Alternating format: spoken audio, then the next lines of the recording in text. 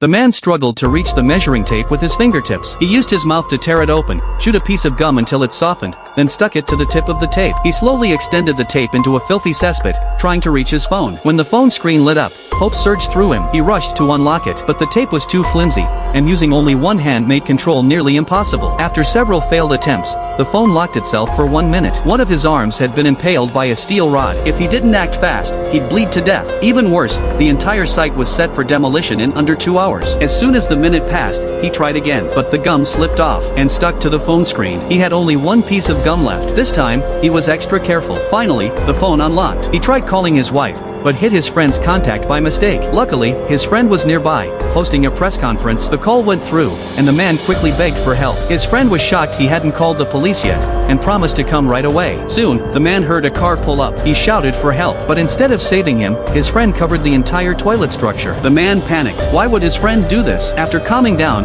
he dialed the police, but before he could speak, the signal dropped. He jabbed at the phone in desperation, and it broke. He gave up, ready to accept death. Then he noticed a toolbox nearby. He remembered there might be a knife inside. With great pain, he twisted his arm toward it. The agony nearly made him pass out, but he held on, screaming with effort as he tore the toilet base apart. When he woke from the blackout, his arm was still bleeding. He used his tie to make a tourniquet, and opened the toolbox, finding the knife. He tried sawing at the door lock. He felt a small gap, and began rubbing faster. With a sharp snap, the lock broke. He kicked the door open, pushed aside the green curtain, and jammed the tape measure into the gap to keep it open. He took off his pants, wrapped them around a hammer, and lit it with a lighter, creating a torch, then threw it outside, hoping the flame would draw attention, but the fire was too close. Thick smoke began flooding the area. He grabbed his helmet, scooped up sewage water, and poured it on the fire. He had just extinguished his only hope. Now there were only 10 minutes left before the explosion. He had to think of something else. He studied the surroundings carefully, and formed a plan. He bit open the lighter, poured the butane onto some toilet paper,